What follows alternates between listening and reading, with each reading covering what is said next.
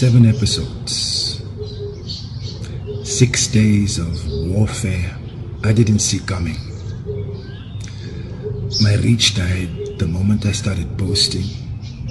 Friends went silent, not strangers, people I called family. Believers who looked at what I was doing and called me dangerous. A wolf in sheep's clothing. False prophet. The irony, I got the least engagement from the people who claim to follow the same truth I'm pointing towards. My health collapsed. My mind was under siege. Every time I tried to record, something broke. Equipment, focus, my own will to continue. And I kept asking, if this is meant to be shared, why is this hard? Then I understood. Because truth that actually transforms is always under attack. Comfortable lies let you sleep peacefully. Dangerous truth wakes you up violently. And there are forces, human and spiritual, that profit from keeping you asleep. But I'm here. Episode 8, the finale. Because this was never about me convincing you of anything.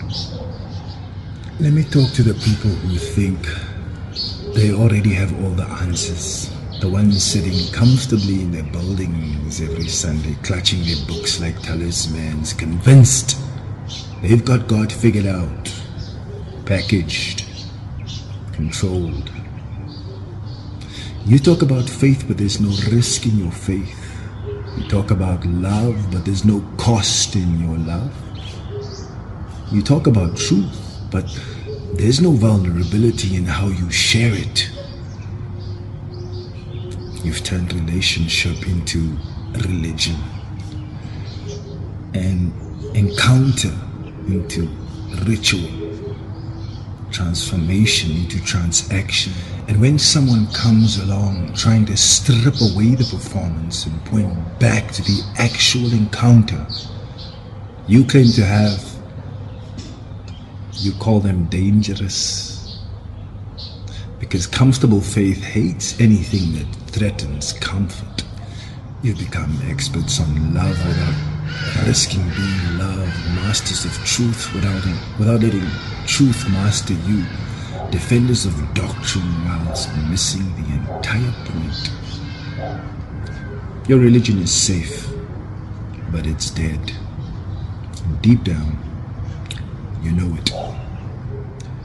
And to those who've spent years building cases against something they've truly never encountered, I understand. The hypocrisy you witnessed was real. The trauma inflicted by people weaponizing the Creator was real. Performance disguised as spirituality was real. But here's what I've observed through 7 episodes. You're not rejecting God. You're rejecting the religious performance you were taught to call God.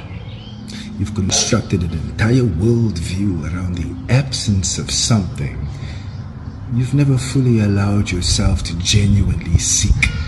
Not through books about it, not through debates defending it, not through other people's second-hand experiences of it, but through actual, a vulnerable, terrifying encounter with it.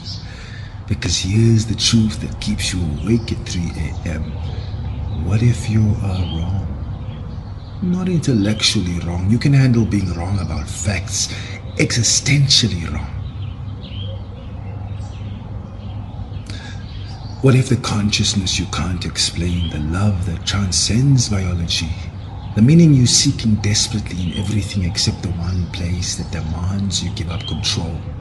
What if it's all pointing to something you've been running from your entire life? What if your certainty about absence isn't bravery? What if it's just cowardice dressed as reason?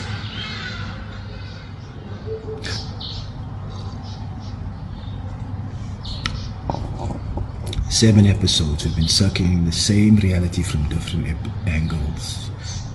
You're not here by coincidence. Something recognized you first. That moment of awareness rising itself, not random neurons. You can't reason your way into a reality that requires relationship to understand. You've been trying to download an experience that can only be lived. The evidence isn't insufficient. Your willingness to see it is. Because seeing it requires surrendering the only and the one thing you've protected your entire life. Control. And now I'm going to say what I've been pointing towards since episode 1. Not because I need you to believe me, because I'm trying to convert you or any of that, but because I can't stay silent about what I've encountered. I've always known this presence. Through the rock star phase, performing on stages, learning the difference between performance and authenticity. Through the R&B years, exploring desire, knowing the hunger that drives us towards something we can't really articulate and explain. Through all that philosophical wandering, learning how to articulate what the religious couldn't explain and the intellectual couldn't accept. Every phase was preparation, every path had purpose, every detour was designed to bring me here, to this message, for you. Not the religious construct you've been taught to fear your whole life. Not the sanitized version that makes you comfortable, the actual one. The presence who turns everything upside down. I've known this reality my entire life. Even when I was running from what that meant.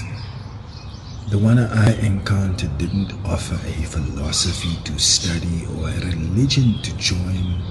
He offered himself.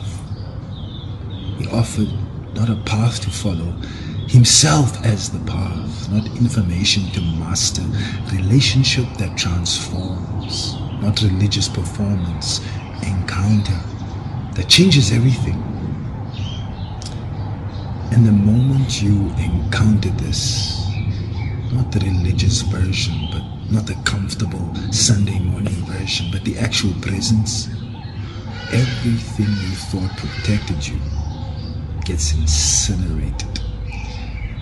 This is why I couldn't name the one in episode 1. If I'd started with labels, half of you would have stopped listening. The atheists would have dismissed it. The comfortable believers would have judged it. Everyone would have heard it named and stopped listening. So I did what he did. I told stories. I asked questions. I created space for you to discover what you already knew deep down. I led you to water. That's all I was ever meant to do. This nearly destroyed me. Not the work, the warfare. Every time I posted, engagement dropped. Every time I spoke truth, people turned away. Every time I tried to continue, something attacked my health, my mind, my resolve. And I kept asking, if this is you, this is your message, why is everything fighting against it? And I realized, because it threatens everything that profits from your sleep. Comfortable religion needs you passive. Intellectual pride needs you certain, sure. Both need you not encountering what's actually real. But here's what sustained me. A singular vision. Peace found only in surrender. Perseverance granted when I stopped trying to do this in my own strength. I'm not a prophet.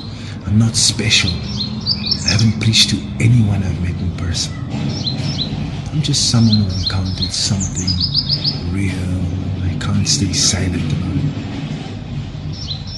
People feel it in my presence, not because I am righteous, but because I am free, vulnerable, surrendered to something beyond myself, not needing you to validate it. I'm not naive, I'm just aware. I'm a messenger. A messenger, that's all I've ever been. All I ever will be. So here's where we end. At the beginning. If you've made it through all 8 episodes, you're not here by accident.